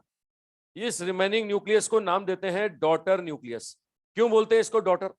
अरे डॉटर ही क्यों बोलते हैं? क्योंकि आगे ये भी पैदा करेगा, और जब तक पैदा करता रहेगा जब तक किसी स्टेबल न्यूक्लियस में ना बदल जाए, है ना। जब मतलब क्या होता है, इसने आज अल्फा निकाला है ना, ये कुछ और बन गया है, थोड़े दिनों बाद कुछ और बनेगा, फिर कुछ और बनेगा। कब तक करता रहेगा? जब तक किसी स्टेबल में नहीं बदलता। ये प्रॉपर्टी जानते हो भाई? नहीं जानते हो? नहीं जानते हो तो ये समझ लो भैया, ये पेरेंट होता है और ये बचता है ना, इसको बोलते हैं डॉटर, है ना। ये डॉटर। आ जाओ साहब, क्या बचा? ये बचा Z-2Y A-4। अरे बचा भाई। ये बोल रहा है कि इसकी वेलोसिटी बताओ। अगर अल्फा की वेलोसिटी आपको दे दी गई है v, तो बोल रहा है कि इस डॉटर की वेलोसिटी बताइए, डॉटर की वेलोसिटी कितनी होगी। क्वेश्चन समझ में आया भाई? मुझे बताओ, इसमें तुम्हारा कोई हाथ था क्या? अरे न्यूक्लियस से अल्फा निकालने में तुम्हारा कोई हाथ था क्या? नहीं था। तो लीनियर मोमेंटम क्या रहेगा? लगाओ लीनियर मोमेंटम कंजर्वेशन। किस पे लगाओगे? यहां पर न्यूक्लियस पर, या अल्फा पर, या दोनों पर? दोनों पर। पहले मोमेंटम 0 था भाई, दौड़ते दौड़ते थोड़ी पैदा कर रहा है, ठीक है। बाद में भी 0 होना चाहिए, तो बाद में अल्फा का प्लस डॉटर का, तो 0 बराबर P alpha plus P daughter. अच्छा मैग्नीट्यूड देखो तो बराबर आ रहा है साहब, जितना डॉटर का है उतना ही अल्फा का है, लेकिन डायरेक्शन क्या आ रही है? डायरेक्शन अपोजिट आ रही है, देख सकते हो। ये डॉटर का मोमेंटम और अल्फा के मोमेंटम का मैग्नीट्यूड बराबर, माइनस साइन बता रहा है कि डायरेक्शन क्या होगी? डायरेक्शन अपोजिट होगी। मैं आपको क्लियर कर दूं भैया, जब जब दो के बीच में लीनियर मोमेंटम कंजर्वेशन लगाओगे ना, डायरेक्शन हमेशा अपोजिट आएगी, है ना। इससे पहले वाला केस देख लो, बंदूक और गोली, दोनों की डायरेक्शन क्या थी? अपोजिट थी कि नहीं थी? यहां भी क्या आ रहा है? दो के बीच में लीनियर मोमेंटम कंजर्वेशन, जिधर अल्फा जा रहा है, ये बचा हुआ डॉटर न्यूक्लियस कहां जा रहा है? उसके अपोजिट, है ना। जब जब दो के बीच में लीनियर मोमेंटम कंजर्वेशन लगता हुआ दिखे, हमेशा डायरेक्शन क्या मिलने वाला है? अपोजिट, है ना। जिधर अल्फा गया, रिमेनिंग न्यूक्लियस उसके अपोजिट। चलो आ जाओ साहब, यहां पर मुझे क्या निकालना है? वेलोसिटी। मैं क्या बोलूंगा? M alpha V alpha plus M daughter V daughter, ऐसा बोलूंगा ना। तो देख सकते हो डॉटर का वेलोसिटी कितना आ गया? ये आ गया साहब -v alpha M alpha upon M D. Mass बताओ, तुरंत मास बताओ अल्फा और डॉटर का। अल्फा और डॉटर का मास बताओ। ये अल्फा अल्फा पार्टिकल ये होता है साहब, देख के बताओ मास कितना? 4 क्या? 4 AMU। और डॉटर का A-4 AMU। यहाँ रख दो साहब डॉटर। ये डॉटर का वेलोसिटी कितना आता है? -v अल्फा, ये हो जाएगा 4 अपॉन A-4। कौन सा पकड़ में आया साहब? ये डॉटर का, ये माइनस साइन क्या बता रहा है? माइनस बता रहा है साहब opposite to the direction of alpha, opposite to the direction of alpha. Alpha के अपोजिट जाएगा साहब। जिस डायरेक्शन में यहाँ अल्फा जाएगा, डॉटर न्यूक्लियस कहाँ जाने वाला है? उसके अपोजिट। कौन सा पकड़ में आया साहब? और मेरी बात पकड़ रहे हो भाई? अभी समझ रहे हो? जिस डायरेक्शन में अल्फा जाएगा, डॉटर उसके अपोजिट जाएगा। ये माइनस साइन इतना, वेलोसिटी सेम नहीं, हाँ मोमेंटम का मैग्नीट्यूड क्या रहेगा? सेम। दूसरे क्वेश्चन में आओ। ये बोल रहा है काइनेटिक एनर्जी। ये बोल रहा है कि काइनेटिक एनर्जी कितना होगा। रुकना है, इस पॉइंट को सुन लेना और समझ लेना। मैं आपको फिर से क्लियर कर रहा हूं, सुनना। जब ये न्यूक्लियस से अल्फा निकलता है ना, तो वो जो रिलीज एनर्जी होती है ना, वो काइनेटिक एनर्जी की फॉर्म में जाती है। और काइनेटिक एनर्जी खाली अल्फा को नहीं मिलती, अल्फा और डॉटर दोनों को मिलती है। आप देख रहे हो अल्फा के निकलने से डॉटर पीछे की तरफ भागा कि नहीं भागा? अरे अल्फा के निकलने से डॉटर अपोजिट डायरेक्शन में भागा कि नहीं भागा? अगर भागा तो इसका मतलब दोनों चल रहे हैं, दोनों चल रहे हैं, इसका तो दोनों के पास काइनेटिक एनर्जी है। ये कहां से आया? वो जो जो एनर्जी रिलीज होता है ना, वो इन दोनों में बटता है काइनेटिक एनर्जी की फॉर्म। अब बांटने की कला तुम जानते हो? अरे बांटना जानते हो भाई? अबे तुम तो उधार लेके बांट देते हो। बांटने की कला जानते हो ना? किसको बांटना है, अल्फा को, डॉटर को, कि दोनों को? बराबर बराबर या अलग अलग? मास के इनवर्स रेशियो, है ना? तो बांट दो साहब। ये दूसरा वाला मुझे पता है, क्यू को मैं बांटूंगा, है ना? और कैसे बांटूंगा? मास के इनवर्स रेशियो में। अब काइनेटिक एनर्जी आपको पता है p² / 2m, साफ साफ दिख रहा है p अल्फा बराबर p डॉटर है, तो यहां से kinetic energy is inversely proportional to m आएगा। अच्छा, यहां तो मैं एग्जैक्ट वैल्यू पूछ रहा हूं, एक बार थियोरेटिकल क्वेश्चन ही आया, किसको ज्यादा मिलेगा, अल्फा को ज्यादा मिलेगा कि डॉटर को? जिसका मास ज्यादा होगा उसको कम। किसका मास ज्यादा है, अल्फा का मास ज्यादा है या डॉटर का? डॉटर का मास ज्यादा है, इसलिए अल्फा को ज्यादा मिलेगा और डॉटर को कम मिलेगा, है ना? ये अपने AIBMT में आया हुआ क्वेश्चन है भाई, थियोरेटिकली पूछा इसने कि किसको ज्यादा किसको कम एनर्जी रिलीज होगी ना, किसको ज्यादा किसको कम, तो यहाँ सीधे दिख रहा है। चलो एग्जैक्ट निकालते हैं, एग्जैक्ट निकालो तो काइनेटिक एनर्जी का रेशियो कितना हो गया, ये KE alpha upon KE daughter, ये क्या मिलेगा साहब, M daughter upon M alpha. आओ साहब, अल्फा को कितनी काइनेटिक एनर्जी मिलेगी, ये अल्फा को मिलेगी MD upon MD plus M alpha into Q, इतना मिलेगा भाई। और डॉटर को कितना मिलेगा, ये डॉटर को मिलेगा साहब M alpha upon MD plus M alpha into Q मिलेगा भाई। ये देख सकते हो, बांट दिया मैंने, मास के इनवर्स रेशो में बांट दिया। Q को बांटना है, ये Q जो एनर्जी रिलीज हुई थी ना, क्वेश्चन ने बोला मैंने, उसको दोनों में बांटो, ये मास के इनवर्स रेशो में बांटना, ये बांटना समझ रहे हो ना भाई? अरे ये पहली बार बांट के दिखा रहा हूँ कि कई बार बांट चुका, है ना? ये मैं समझ रहा हूँ ना क्या कर रहा हूँ मैं, ये बांटना जानते हो ना भाई? मास रखो, दोनों का मास रखो, डॉटर का मास बोलो, डॉटर का मास बोलो A-4, अल्फा का मास 4, तो ये कितना बनता है, ये बनता है साहब A-4 upon A into Q, और ये बनता है साहब 4 अपॉन A इंटू Q। ये भैया मास के इनवर्स रेशो में हमने बांट दिया साहब, किसको कितना मिला तुम्हारे सामने, ठीक है? ये एग्जैक्ट वैल्यू पर भी क्वेश्चन बनता है, ये तुम मॉडर्न फिजिक्स पढ़ोगे ना, वहां मिलेगा तुम्हें ऐसा क्वेश्चन। और यहाँ अपने अपने मॉड्यूल में भी एक्सरसाइज में तुम्हें ये मिलेगा, किसको ज्यादा मिला किसको कम मिला, है ना? ये देख सकते हो, अल्फा को ज्यादा और डॉटर को क्या मिलेगा, कम। बात पकड़ में आ रही है सब? जिसका मास ज्यादा उसको कम मिलेगा, जिसका कम उसको ज्यादा मिलेगा। बांटा हमने मास के इनवर्स रेशो में, तो ये बांट दिया साहब, एग्जैक्ट वैल्यू कितना कितना। ये दो तरह के क्वेश्चन आते हैं जो मैंने बताया। अच्छा, वो डॉटर की वेलोसिटी पूछी मैंने, रिकॉइल वेलोसिटी पूछी, तो माइनस साइन लगाओगे क्या? हाँ, फिर मैग्नीट्यूड बता देना, ये तो कंसेप्ट पहचान गए तुम, है ना? रिकॉइल मतलब डायरेक्शन बोल रहा है, जब वो डायरेक्शन बोल रहा है तो तुम क्यों बताओगे, जब उसने बोल दिया तो तुम तो मैग्नीट्यूड बताओगे ना।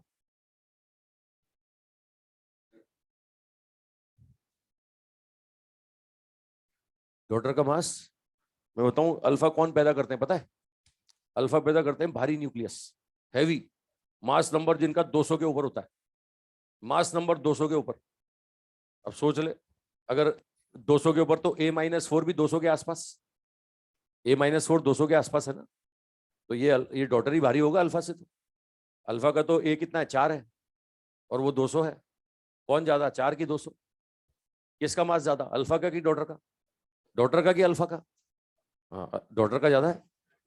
अबे डॉटर का मास ज्यादा है। अबे ये छोटे वाले पैदा करते हैं क्या, बच्चे पैदा करते हैं बड़े? पीरियोडिक टेबल में जिनका मास नंबर कम होता है, हल्के न्यूक्लियस, वो अल्फा बीटा गामा नहीं निकालते, अल्फा बीटा गामा भारी वाले निकालते हैं, भारी वाले। ये तो रेडियो एक्टिविटी जब पड़ेगा ना, वहां बताते हैं क्यों भारी नहीं क्यों पैदा किया, हल्को नहीं क्यों पैदा नहीं किया। वैसे तो तू शक्ल से समझदार लगता है, पैदा कौन करते हैं, बड़े ही करते हैं ना।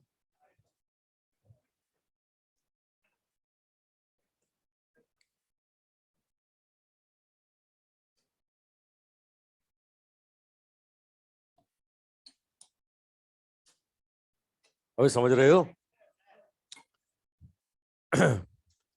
तो भैया अल्फा और डॉटर का काइनेटिक एनर्जी आपके पास आ गया, तो ये जहां हमारा कोई हाथ ना हो वहां पे क्या लगने वाला है, लीनियर मोमेंटम कंजर्वेशन।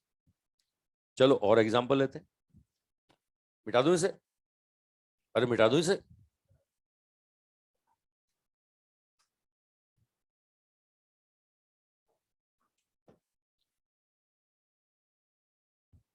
ये लो साहब, एक एक किलो,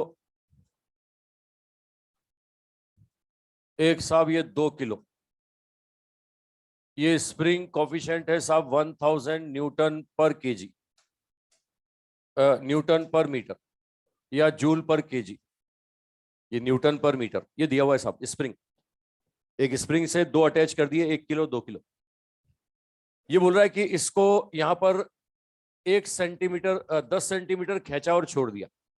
लो साहब, हमने 10 सेंटीमीटर खींचा और छोड़ दिया। ये 2 मास स्प्रिंग है ना। ये स्प्रिंग को हमने 10 सेंटीमीटर खींचा, ठीक है। ये किया साहब एक्सटेंड किया साहब 10 सेंटीमीटर। 10 सेंटीमीटर मतलब क्या दिया? चेंज इन लेंथ दिया। अरे स्प्रिंग की लेंथ की चेंज इन लेंथ? हाँ, चेंज इन लेंथ मतलब एक्स दे दिया आपको, एक्स दे दिया 10 सेंटीमीटर, है ना। ये 1 किलो 2 किलो, ये दोनों हमने स्प्रिंग को पकड़ा, खींचा और छोड़ दिया। अब रिलीज कर दिया साहब। लो साहब, रिलीज कर दिया। बताओ ये मास वापस आएंगे या नहीं आएंगे? आएंगे। तो ये बोल रहा है कि जिस समय ये इनिशियल वेलोसिटी दोनों का कितना है? 0। जिस समय स्प्रिंग अपनी ओरिजिनल लेंथ पे पहुंचेगा, इन ये आपको बोल रहा है दोनों मास का वेलोसिटी बताओ, ठीक है। जिस समय स्प्रिंग अपने ओरिजिनल लेंथ पे पहुंचेगा, ये बोल रहा है इन दोनों मास का वेलोसिटी बताइए। दोनों मास का वेलोसिटी बताइए। क्वेश्चन समझ रहे हैं भाई? अरे क्वेश्चन समझ रहे हो? अबे समझ रहे हो तो लिख लो, फिर लिख लो। Find out velocity of both mass. Velocity of both mass when spring attain its original length. When spring attain its original length. When spring attain its original length. When spring attain its original length.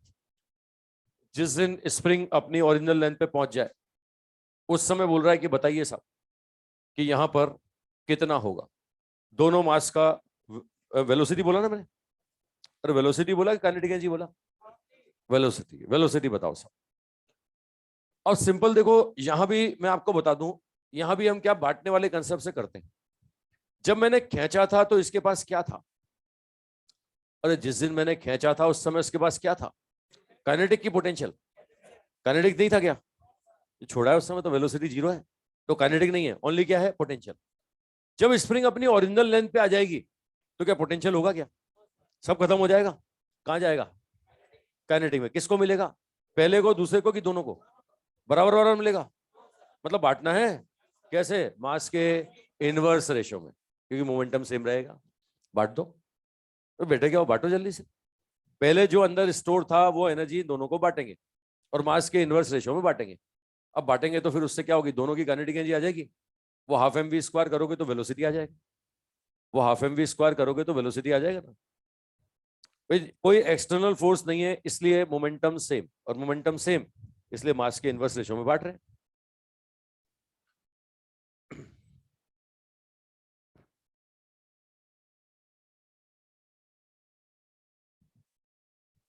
है ना भैया? अभी stored energy कितना है? ये potential energy है half के x square. ये सॉल्व करो, कितना आता है साहब? के का वैल्यू 1000, एक्स का वैल्यू 10 सेंटीमीटर। सेंटीमीटर को भी मीटर में बदलो, कितना मिल रहा है? ये मिल रहा है 10⁻⁻1 100, तो 5 जूल आ रहा है साहब। अंदर स्टोर्ड पोटेंशियल एनर्जी है 5 जूल। ये 5 जूल को दोनों में बांटना है, दोनों की काइनेटिक एनर्जी में बांटना है। और कैसे बांटना है? पी सेम है तो मास के इनवर्स रेशो में। मास के इनवर्स रेशो में तो ke1 अपॉन ke2, ये कितना आता है? m2 upon m1। वे 2:1 के रेशो में बांटोगे। पहले को कितना मिलेगा? पहले को कितना मिलेगा? 2/2 + 1 × 5 जूल। अरे मिलेगा। दूसरे को कितना मिलेगा? दूसरे को मिलेगा 1/2 + 1 × 5 जूल। ये इक्वल टू क्या होगा? ये होगा साहब हाफ m × v1²। ये भी क्या होगा? Half m × v2²। मास दे रखे ना आपको, सॉल्व कर डालो साहब। v1 कितना? v1 कितना? यहां से ये 2 उधर जाएगा 4, 4 और 5 कितना हो गया? 20, 20/3 √20/3। ये आ रहा है साहब √20/3 मीटर पर सेकेंड आ रहा है। v2 बोल दो जल्दी से। ये √5/3, ये v2 आ गया √5/3। कौन सा पकड़ में आया भाई? तो ये बांटने की कला, ये तुम अच्छी तरह जानते हो। अरे जानते हो ना। अच्छा, स्प्रिंग अगर ये ओरिजिनल लेंथ पे नहीं होती, मैं बोलता कि स्प्रिंग अभी भी पहले 10 सेंटीमीटर मैंने खींची थी, अभी भी 5 सेंटीमीटर खींची हुई है। अगर मैं बोलता कि मैंने 10 सेंटीमीटर खींचा था, अभी भी 5 सेंटीमीटर खींचा हुआ है, तो इस समय स्प्रिंग के पास पोटेंशियल एनर्जी होता है या नहीं होता? तो क्या पूरा बांट देते क्या? मतलब जल्दबाजी मत कर देना, ऐसा नहीं खुशी खुशी में पूरा बांट दो हमें। मतलब ठीक है, सामने वाला तुम्हें अच्छा दिख रहा है तो ये थोड़ी कुछ भी दे दोगे, सब कुछ दे दोगे, बोले हम तो सब लुटा देंगे। अबे पूरा नहीं बांटना होता है ना? जितना चेंज होता है ना, जितना कम होता है उतना बांटना होता है। वो मेरी भावनाएं समझ रहे हो? क्या होता है, इसी क्वेश्चन को अगर मैं बोलता कि पहले 10 सेंटीमीटर खिंचा हुआ था, अब ये 5 सेंटीमीटर खिंचा हुआ है, बताओ दोनों की वेलोसिटी। तो अगर 5 सेंटीमीटर खिंचा हुआ है तो कुछ ना कुछ पोटेंशियल एनर्जी अभी भी तो होगी ना।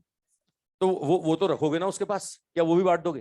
बोले हम तो पूरा बांटेंगे, है ना? पूरा बांटोगे या जो कम हुआ वो बांटोगे?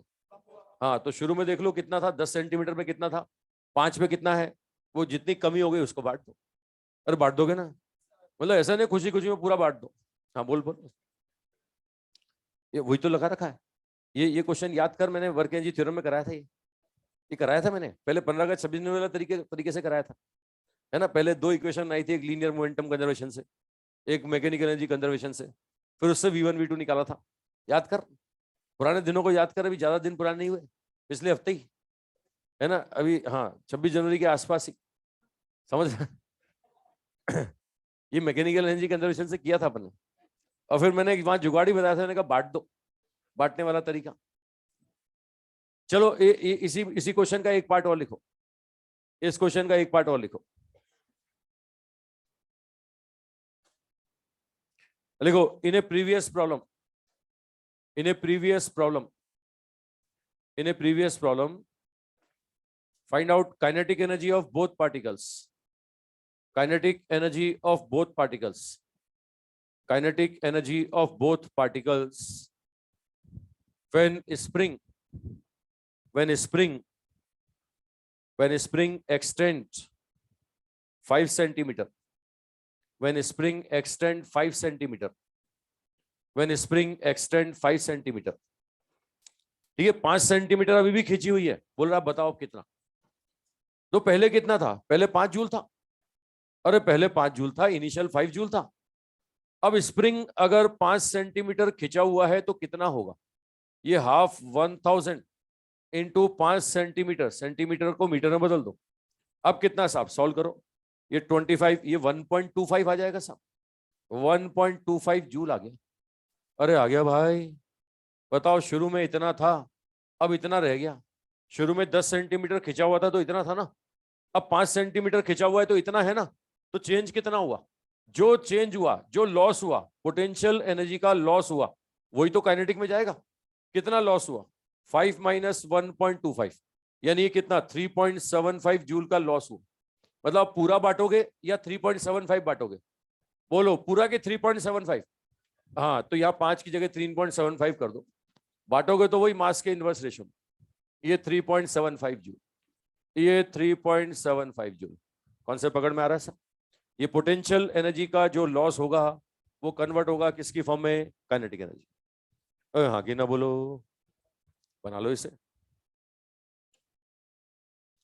जो लॉस हुआ वो काइनेटिक में गया।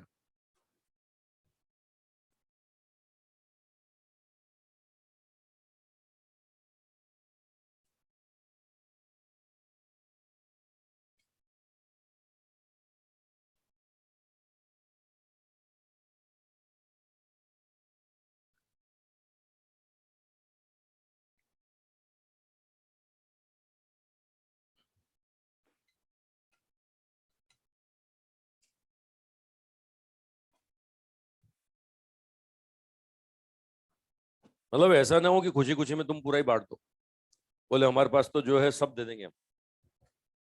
वो जिस परिस्थिति में है वहीं के आंसर बताने आप। वो स्प्रिंग ओरिजिनल लेंथ पे पहुंचा था इसलिए हमने पूरा बांट दिया था। तो ऐसा नियम नहीं है कि हमेशा पूरा बांटना है। पहचान लोगे? कर लोगे और बांट लोगे? चलो एक और लो फिर क्वेश्चन, एक क्वेश्चन और लो साहब।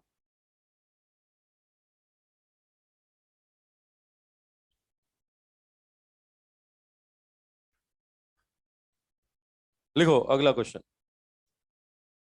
Next question. लिखो, nucleus of mass number A, nucleus of mass number A initially present at rest, initially present at rest, initially present at rest, suddenly it exploded, suddenly it exploded in two parts, suddenly it exploded in two parts, of velocity ratio 1:8, of velocity ratio 1:8, velocity ratio 1:8, velocity ratio 1:8. Find out ratio of its size, find out ratio of its size, find out ratio of its size. Size का ratio पूछ रहा है साहब, velocity का ratio दिया है 1:8, बोल रहा है साइज का रेशो बताइए साहब। ठीक है, ये वेलोसिटी का रेशो आपको दिया हुआ है 1:8, है ना, इन दोनों की वेलोसिटी का रेशो 1:8, बोल रहा है साइज का रेशो बताइए। ठीक है, अब थोड़ा सा ये न्यूक्लियर फिजिक्स की प्रॉपर्टी यहां पर यूज हो रही है, मैं आपको याद दिलाऊं, न्यूक्लियर फिजिक्स में आपने पढ़ा होगा आर इज प्रोपोर्शनल टू ए की पावर 1/3, पढ़ा है कि नहीं पढ़ा? ये जानते हो कि नहीं जानते हो? बस ये साइज का रेशो मतलब रेडियस का रेशो, तो रेडियस का रेशो क्या बोलूंगा, R1/R2 बराबर A1/A2 की पावर 1/3। मतलब हमें क्या चाहिए, हमें वेलोसिटी का रेशो चाहिए कि मास का रेशो चाहिए? अरे क्वेश्चन में हमें वेलोसिटी का रेशो दे रहा है, जबकि चाहिए किसका, मास का। तो भैया मास का रेशो निकालो। कैसे निकाले साहब? अगर ये फूटा तो क्या तुमने हथौड़ा चलाया क्या? अरे न्यूक्लियस अगर दो पार्ट में टूटा तो तुमने तोड़ा कि अपने आप टूटा? कोई एक्सटर्नल फोर्स है क्या? तो लीनियर मोमेंटम कंजर्व लगाओ साहब। भाई आज तो आंख बंद करके कोई भी क्वेश्चन दूंगा, लीनियर मोमेंटम कंजर्वेशन लगाओगे ही लगाओगे, लेकिन बार बार तुम्हें याद दिला रहा हूं, हर क्वेश्चन सॉल्व करने से पहले मैं तुम्हें याद दिला रहा हूं कि लीनियर मोमेंटम कंजर्वेशन मैं क्यों लगा रहा हूं, क्योंकि यह कोई एक्सटर्नल फोर्स नहीं है। लगाओ साहब, पहले initial momentum is equal to final. मुझे बताओ, ये दौड़ते दौड़ते फूटा कि बैठे बैठे फूटा? अरे ये पहले रेस्ट पे था कि नहीं था? तो पहले मोमेंटम जीरो, बाद में होगा पहले का मोमेंटम प्लस दूसरे का मोमेंटम।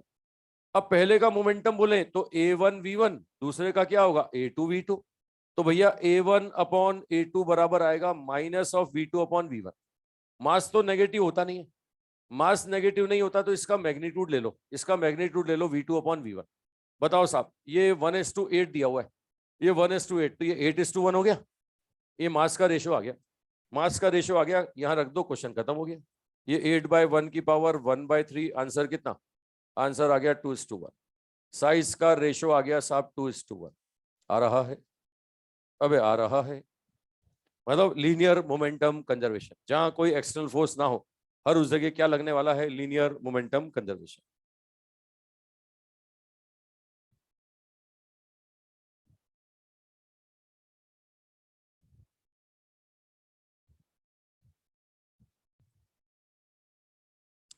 ठीक है, अच्छा ये तो तुम जानते हो, ये डायरेक्शन अपोजिट होगा, जब जब दो के बीच में लीनियर मोमेंटम कंजर्वेशन लगाओगे ना, डायरेक्शन हमेशा अपोजिट आएगा, है ना। बंदूक से गोली चली, अपोजिट, न्यूक्लियस से अल्फा निकला, अपोजिट, ये देखो दो टुकड़े हुए, ये भी अपोजिट।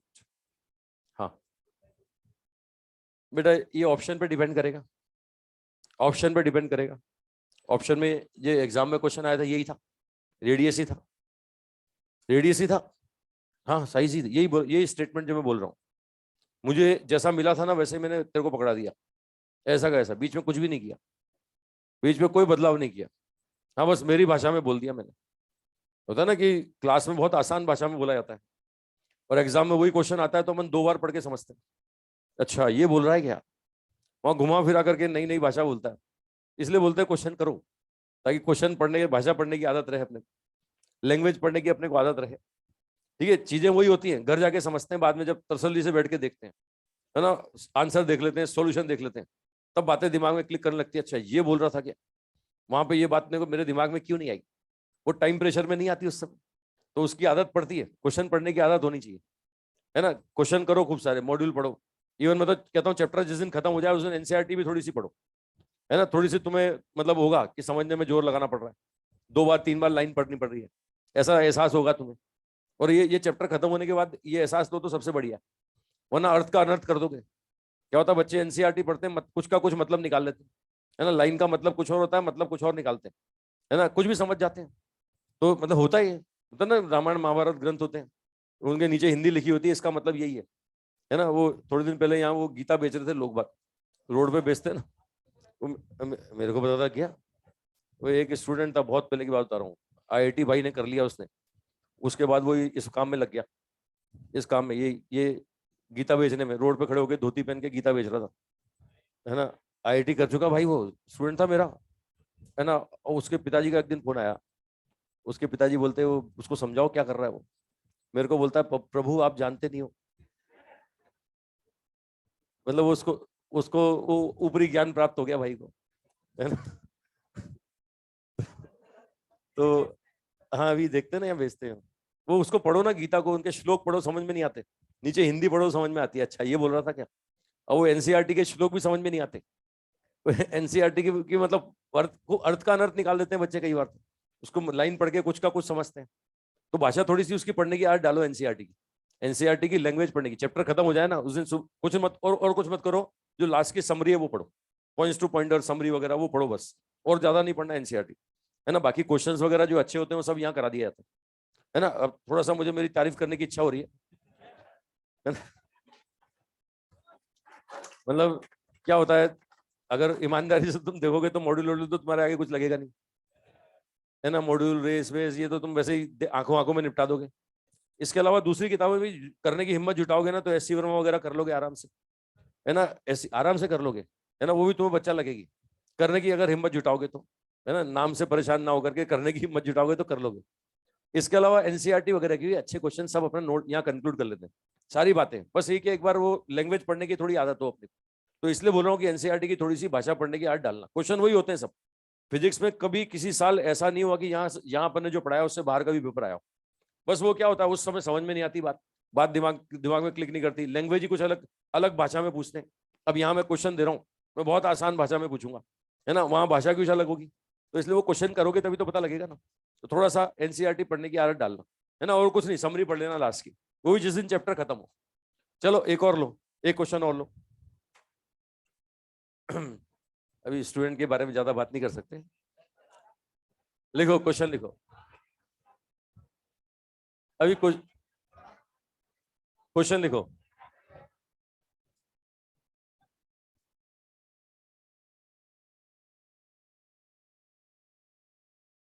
हाँ भाई, ऑनलाइन वालों, क्वेश्चन समझ में आ रहा है, लिखो क्वेश्चन लिखो, क्वेश्चन लिखो।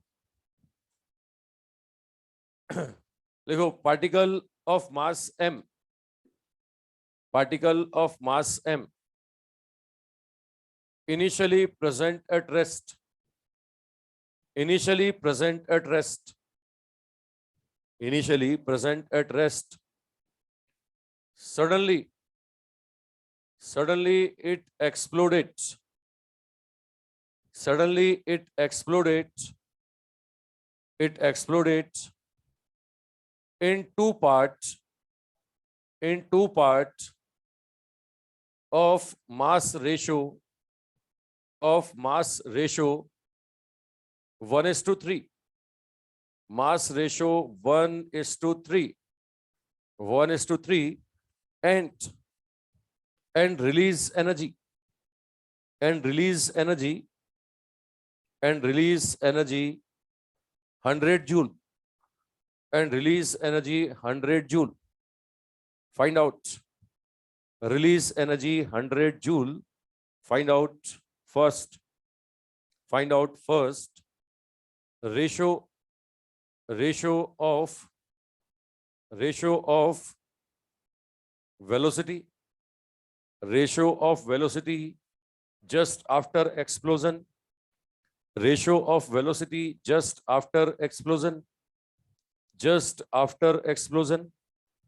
Second, kinetic energy, second, kinetic energy, kinetic energy of both parts, kinetic energy of both parts, दोनों पार्ट्स की काइनेटिक एनर्जी बताइए सर, बताइए।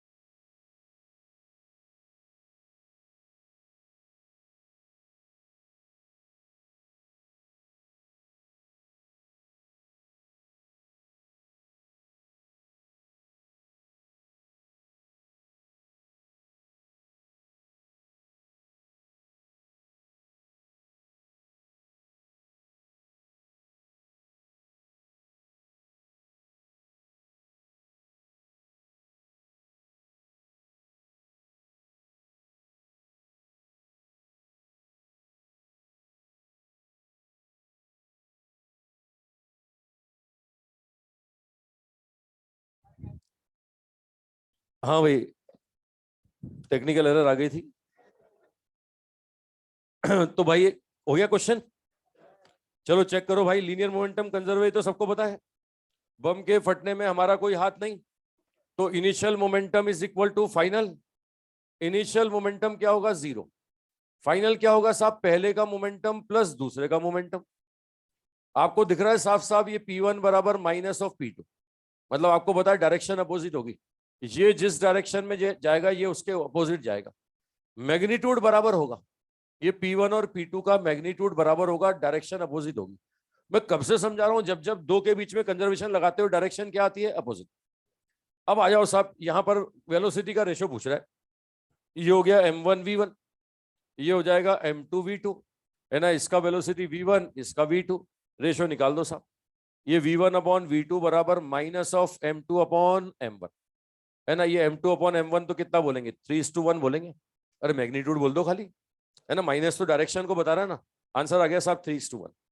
अब मैं आपको बता दूं, बम जब फटता है ना, तो शुरू में जो आपको दिखता है बम फटने पे हीट निकली साहब, ये हीट बाद में आती है। मैं क्लियर कर लो इस बात को, ये हीट तो बाद में आती है।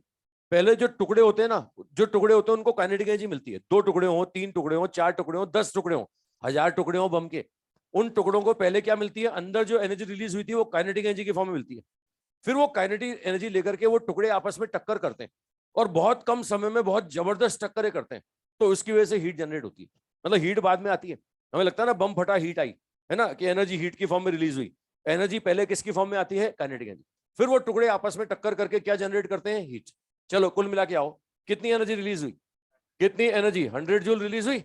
ये किसको मिलेगी? पहले को, दूसरे को, कि दोनों को? मतलब दोनों में बांटोगे? कैसे बांटोगे? बराबर बराबर? अरे बराबर बराबर, मास के इनवर्स रेशो में। पी सेम है, मास के इनवर्स रेशो में बांट दो। ये ke1 अपॉन ke2 बराबर क्या होगा? m2 upon m1। मास का इनवर्स रेशो तो ये 3:1 हो गया साहब। तो पहले की काइनेटिक एनर्जी कितनी होगी? ये होगी 3/4 ऑफ 100 जूल। दूसरे की काइनेटिक एनर्जी कितनी होगी? ये होगा 1/4 ऑफ 100 जूल।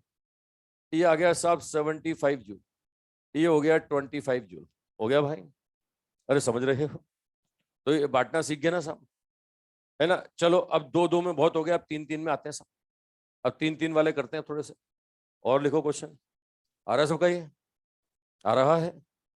अभी ऑनलाइन वालों, तुम भी कुछ कर रहे हो? अभी ऑनलाइन वालों, तुम देख ही रहे हो कि कुछ कर रहे हो? आंसर दे रहे हो क्या? हाँ दे रहे हैं भाई, आंसर तो दे रहे हैं यार। बहुत सुंदर, बहुत सुंदर, बहुत बढ़िया, बहुत सारे बच्चों ने दिया है। तो कर रहे हैं यार ये तो। चलो एक और लो, एक क्वेश्चन और लो। अगला क्वेश्चन लो। लिखो, particle of mass m, particle of mass m initially present at rest, initially present at rest, initially present at rest, suddenly exploded in 3 equal parts, suddenly exploded in 3 equal parts, 3 equal parts, 2 parts, 2 parts, 2 parts, moves perpendicular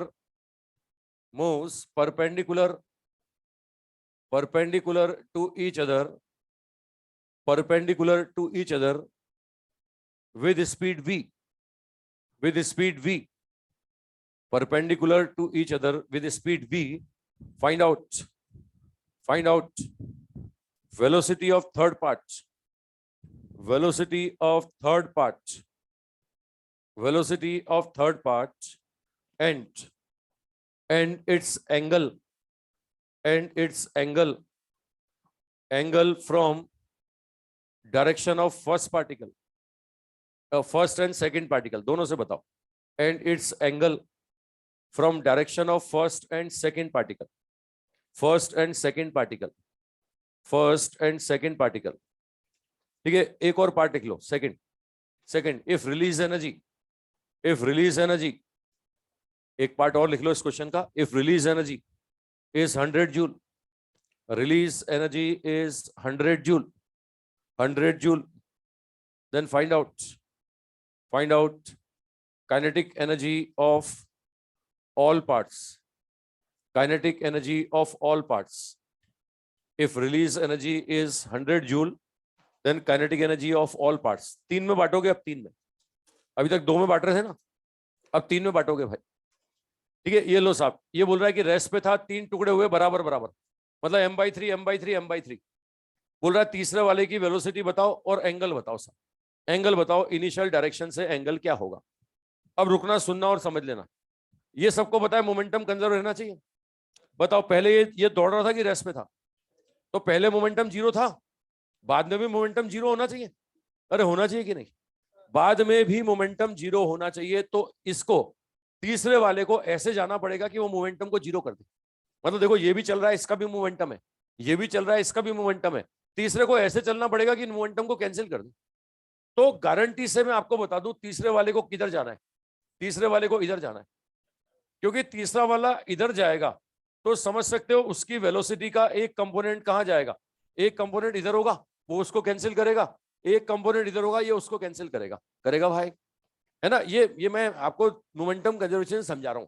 अभी मैं numerically mathematically तुम्हें proof करके दिखाऊंगा, ये मैं theoretically समझा रहा हूं, क्योंकि कई बार क्वेश्चन थियोरेटिकली आता है, न्यूमेरिकल आता ही नहीं है। 4 फोटो बना के दे देते हैं, बोलते हैं कौन सा फोटो सही होगा, तो भैया मोमेंटम कंजर्वेशन जहां फॉलो हो रहा होगा वो फोटो सही होगा, है ना। आपको फोटो बना के दे देंगे 4 ऑप्शन में कि इनमें से कौन सा फोटो सही है, तो जिसमें मोमेंटम कंजर्वेशन फॉलो होगा वो फोटो सही है।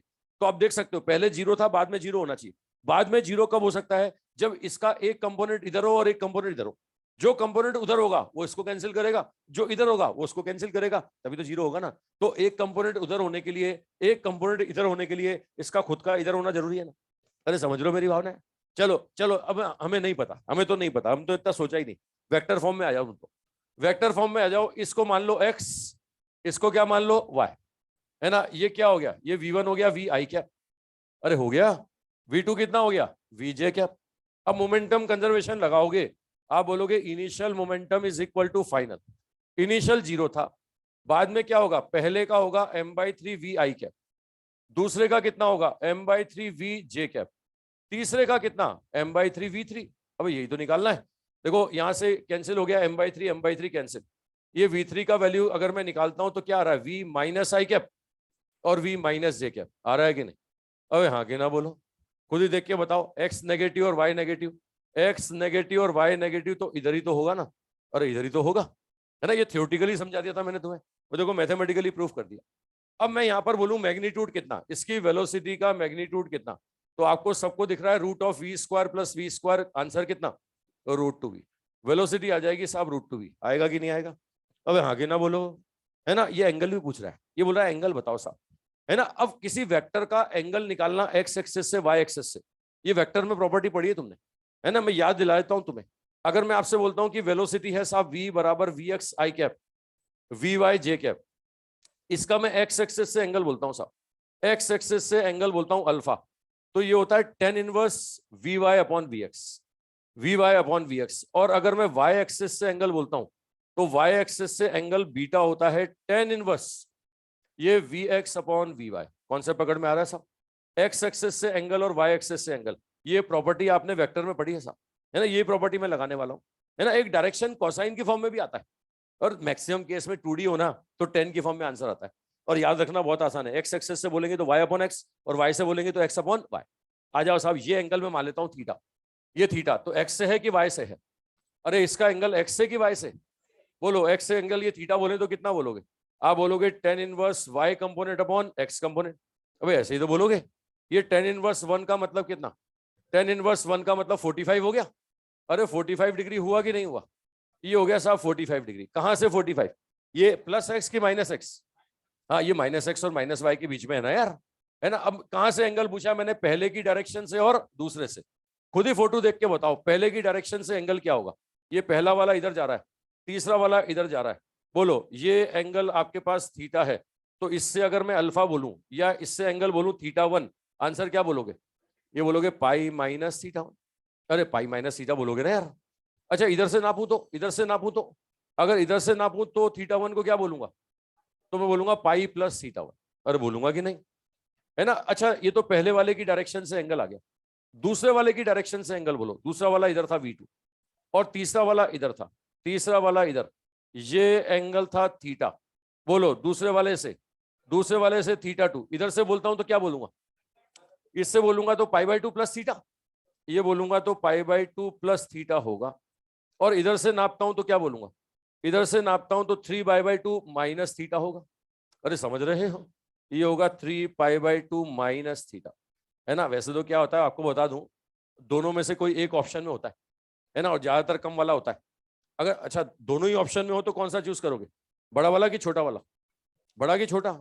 हाँ छोटा, ये वेक्टर की प्रॉपर्टी जानते हो ना भाई, है ना। इन दोनों में से ऑप्शन में कोई एक मिलेगा, ये इसमें और इसमें से ऑप्शन में कोई एक मिलेगा। ठीक है, ये वाला मैंने बोला ये पाई माइनस थीटा, और ये वाला क्या बोला पाई प्लस थीटा। दोनों में से ऑप्शन में कोई एक मिलने वाला है। अगर दोनों मिल जाए तो फिर प्रेफरेंस देनी है किसको, छोटे वाले। कौन से पकड़ में आया साहब। ठीक है चलो और करते हैं कल और देखते हैं इसमें क्वेश्चन लीनियर मोमेंटम कंजर्वेशन के। तो लीनियर मोमेंटम कंजर्वेशन के कुछ कंसेप्ट कल मैं और बताऊंगा। इसके बाद में लीनियर मोमेंटम कंजर्वेशन का सबसे बड़ा एग्जांपल है कॉल्यूजन, टक्कर। तो कल ही टक्कर शुरू कर देंगे, फिर कल इसके और क्वेश्चन करते हैं और कल ही फिर कॉल्यूजन स्टार्ट कर देंगे, टक्कर। ठीक है, घंटी अपनी बजी थी क्या, चलो भाई।